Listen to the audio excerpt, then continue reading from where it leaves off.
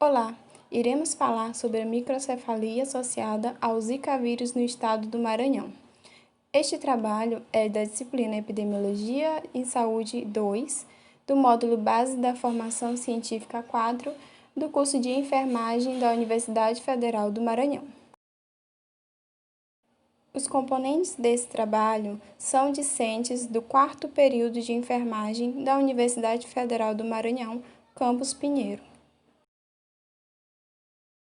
Antes de falar de dados, vamos falar sobre a microcefalia. A microcefalia ela é uma malformação congênita em que o cérebro não se desenvolve de maneira adequada. Neste caso, os bebês nascem com um perímetro cefálico menor que o normal. A microcefalia ela pode ser primária, que é quando ocorre devido a anomalias cromossômicas, defeitos na neurulação ou defeitos de migração celular. Ou secundária, que é quando ocorre doenças intrauterinas, como infecções, toxinas, injúrias nos cérebros e de desenvolvimento da criança devido à má conduta durante a gestação. A criança com microcefalia geralmente tem diferentes graus de deficiência intelectual. As crianças também podem desenvolver um atraso na fala e nas funções motoras, nanismo ou baixa estatura, deficiência visual ou auditiva, entre outros problemas associados com anormalidades neurológicas. Existem várias causas potenciais para a microcefalia, incluindo infecções perinatais maternas, rubéola e o Zika vírus são um exemplo, distúrbios cromossômicos, craniosinostose, que é um defeito de nascença, identificado pelo fechamento prematuro de uma ou mais juntas entre os ossos do crânio antes do seu completo crescimento cerebral. Também a meningite bacteriana, o uso abusivo de drogas e álcool durante a gravidez, exposição química ou a exposição à radiação. A relação Zika vírus e microcefalia foi confirmada em 2016 pelo Ministério da Saúde. A microcefalia, desde então, passou por investigações sobre o tema e devem continuar para poder esclarecer questões como a infecção do feto e o período de vulnerabilidade da gestante. Sabemos que o vírus passa pela placenta e vai então acometer o tecido cerebral, desacelerando o crescimento dos neurônios e células existentes, o que altera o crescimento cerebral. Também sabemos que o período de vulnerabilidade que se deve tomar mais cuidado é o primeiro trimestre da gravidez. O diagnóstico da microcefalia ele pode ser feito antes do nascimento, que às vezes por exame de ultrassom pré-natal de rotina realizado no final do 2º trimestre ou início do 3º trimestre, ou ele pode ser feito após o nascimento da criança. Aí o médico mede a circunferência da cabeça do bebê durante exames físicos de rotina e diagnostica a microcefalia quando a circunferência da cabeça for significativamente menor que o intervalo normal para os bebês do mesmo sexo, idade e etnia na região em que o bebê vive. Ocasionalmente, esse diagnóstico ele é feito quando a circunferência do bebê começa no intervalo normal, mas não aumenta adequadamente conforme o bebê cresce. Ao fazer o diagnóstico, também leva em consideração a circunferência da cabeça dos pais do bebê, porque ter uma cabeça relativamente pequena pode ser uma característica familiar.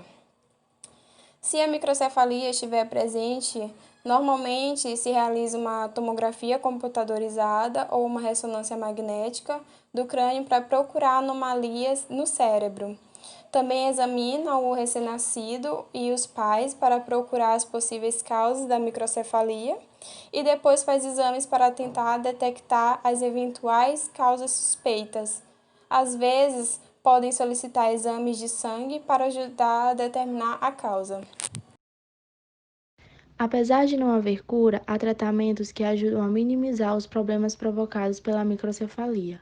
Dos casos mais graves aos menos graves, o tratamento visa o controle dos sinais e sintomas associados, como a rigidez muscular, as crises convulsivas e o atraso no desenvolvimento da fala. Por enquanto, a microcefalia não tem cura. O objetivo maior do tratamento é controlar as complicações, estimular o desenvolvimento da habilidade e garantir melhor qualidade de vida para os portadores da malformação. Para tanto, é preciso contar com equipe multidisciplinar, composta por médicos de diferentes especialidades, dentistas, fisioterapeutas, fonoaudiólogos, terapeutas ocupacionais e recorrer ao uso de medicamentos. Em parte dos casos de fusão prematura das suturas dos ossos da caixa craniana, se diagnosticada precocemente, é possível realizar uma cirurgia para separá-los nas primeiras semanas de vida, como forma de evitar a compressão do cérebro que impede seu crescimento e provoca complicações mais graves. Bom, agora eu vou falar um pouco sobre a prevenção contra a microcefalia. Como já sabemos, já foi dito, é uma condição que se dá por meio do Zika vírus, que pode ser transmitida através do mosquito Aedes aegypti. Então, vai ser uma prevenção voltada mais para esse mosquito transmissor. Um meio de prevenção, um dos mais importantes, é evitar o acúmulo de água, pois dessa forma também será evitada a reprodução desse mosquito transmissor. Essa água ela pode ser acumulada em tampas de garrafa, garrafas PET, pneus hélices, lixos, dentre outros locais. É importante que semanalmente seja feita a verificação desses locais, assim evitando o acúmulo da água. Outra prevenção é o uso de repelentes, principalmente nas pernas e pés, pois o mosquito geralmente voa abaixo. Há repelentes que são específicos para gestantes, repelentes que não ocasionam danos na pele, como alergia, essas coisas. Outro ponto também é o uso de roupas claras e que cubram o corpo. Roupas claras, pois os mosquitos eles são atraídos por roupas escuras. E roupas que cubram todo o corpo, como camisas de manga longa, calças, vestidos longos. O uso de telas em janelas e em portas, assim evitando a entrada do mosquito nas residências. Também o uso de preservativos no ato sexual, pois sabemos que pode ocorrer a transmissão desse vírus através de relações sexuais. Um ponto também muito importante é estimular a vizinhança, pois não adianta você se prevenir, fazer toda a prevenção ali na sua casa para combater esse mosquito transmissor, sendo que a vizinhança ali ao redor não faz o mesmo, podendo deixar água acumulada, assim deixando que o mosquito se reproduza e podendo atingir você mesmo que está se prevenindo. E também é muito importante a gestante fazer todos os exames necessários durante a gestação. No ano de 2015, houve um impulso alarmante de casos de microcefalia em alguns países. Em destaque, aqui no Brasil, no estado de Pernambuco, no Nordeste. Contudo, desde o princípio de janeiro de 2015 a novembro de 2015, 141 casos foram relatados em 44 de suas 185 municipalidades.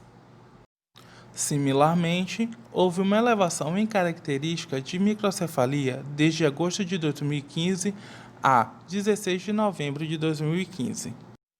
Cientistas investigaram e chegaram à conclusão que os casos estavam conectados ao aumento em infecções pelo Zika vírus na região.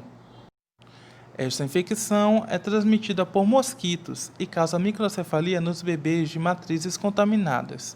Muitas das matrizes afetadas de bebês foram relatadas em áreas afetadas por Zika vírus. Bom, agora eu vou falar um pouco sobre os dados nacionais e sua distribuição por regiões. Das notificações de casos suspeitos com alteração no crescimento e desenvolvimento possivelmente relacionados à infecção pelos vírus Zika e outras etiologias infecciosas, segundo a classificação final entre as semanas epidemiológicas 45/2015 e 40/2019 por região, e unidade da Federação Brasil de 2015 a 2019. Eu vou começar falando sobre a região Centro-Oeste. Casos suspeitos: 1.399, porcentagem 7,7%, casos confirmados 282. Região Nordeste. Casos suspeitos, 10.403, porcentagem 56,9, casos confirmados, 2.179. Região Norte, caso suspeito, 1.081, porcentagem 5,9, casos confirmados, 220. Região Sudeste, casos suspeitos, 4.765, porcentagem 26,1, caso confirmado, 705. Região Sul, casos suspeitos, 634, porcentagem 3,5, casos confirmados, 88. O Brasil em si tem em casos suspeitos 18.282, sua porcentagem é 100 e casos confirmados são 3.474. Como pode ser observado na figura, representa a distribuição dos casos confirmados de abortos espontâneos, fetos, natimortos, recém-nascidos e crianças com alterações possivelmente relacionadas à infecção pelo vírus Zika e outras etiologias infecciosas, segundo a classificação final e atenção à saúde, entre as semanas epidemiológicas de 45 de 2015 e 40 de 2019. Na figura, a imagem representada de verde é recém-nascidos, em 78,3%, azul, crianças, em 14,9%, amarelo, fetos, 2,8%, laranja, natimortos, 2%, e abortos em 1,9%. Sob uma perspectiva nacional, os dados epidemiológicos foram organizados em duas tabelas por região. Como pode ser observado, a primeira tabela diz respeito à distribuição dos óbitos fetais, neonatais e infantis possivelmente relacionados à infecção pelo vírus Zika e outras etiologias infecciosas, segundo a classificação final, entre as semanas epidemiológicas de 45 de 2015 a 40 de 2019. Na região centro-oeste, 109 casos suspeitos foram notificados, 8,4%, e 41 casos foram confirmados. Na região nordeste, os casos suspeitos notificados foi 709, girando em torno de uma porcentagem de 54,9%, e 233 casos foram confirmados. Na região norte, 77 casos suspeitos foram notificados, 6% deles, e 48 casos foram confirmados. Na região sudeste, 327 casos suspeitos foram notificados, 25,3%, 71 casos foram confirmados. Na região sul, 69 casos suspeitos foram notificados, 5,3% deles, e 9 casos confirmados. De uma forma geral, o Brasil registrou, sobre casos notificados, 1.291, 100% deles, 402 foram confirmados. A segunda tabela diz respeito à distribuição dos casos confirmados de recém-nascidos e crianças vivas com alterações no crescimento e desenvolvimento, possivelmente relacionadas à infecção pelo vírus Zika e outras etiologias infecciosas, segundo a atenção à saúde, entre as semanas epidemiológicas de 45 de 2015 a 40 de 2019. Na região centro-oeste, 236 casos foram confirmados, o atendimento na atenção primária foi registrado em 116 casos e o atendimento especializado 147. Na região nordeste, 1.921 casos foram confirmados, o atendimento na atenção primária girou em torno de um atendimento de 1.264 e o atendimento especializado foi 1.290. Na região norte, 164 casos foram confirmados, 105 deles passou pelo atendimento na atenção primária e 69 para um atendimento especializado. Na região sudeste, 574 casos foram confirmados, 332 passaram pelo atendimento da atenção primária e 268 pelo atendimento especializado. No sul, 74 casos foram confirmados, 43 passaram pelo atendimento de atenção primária e 31 casos pelo atendimento especializado. No Brasil, 2.969 casos foram confirmados, 1.860 casos passaram pelo atendimento na atenção primária e para o atendimento especializado, 1.805 casos. Com relação aos dados estaduais da Unidade Federativa do Maranhão, encontramos números entre as semanas epidemiológicas 45 de 2015 e 40 de 2019. Dentro desses números está o número de notificações de casos suspeitos, que foram os 529, sendo 2,9% de todo o Brasil. Sendo dentro desses 13 em investigação, 171 confirmados, 57 prováveis, 200 descartados, 24 inconclusivos e 64 excluídos. Dentro dos números de casos confirmados de nascidos e crianças vivas, o Maranhão apresentou um total de 159 casos confirmados.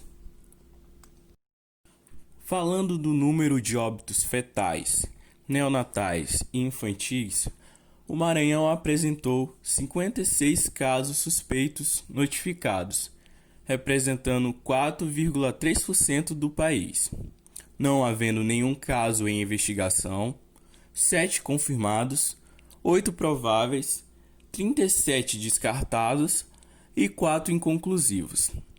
Com relação ao número e percentual de planilhas de acompanhamento, o Estado apresentou 73,7% em 2017, 25,0% em 2018 e 28,6% em 2019.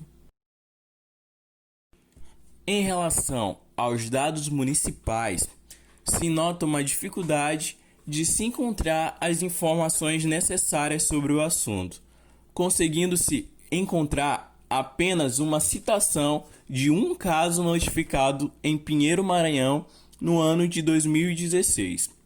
Informação adquirida através de uma matéria do G1 que falava da incidência de casos de microcefalia no Maranhão. Bom, esse foi o nosso trabalho sobre microcefalia associada ao Zika vírus no estado do Maranhão. Espero que tenham gostado.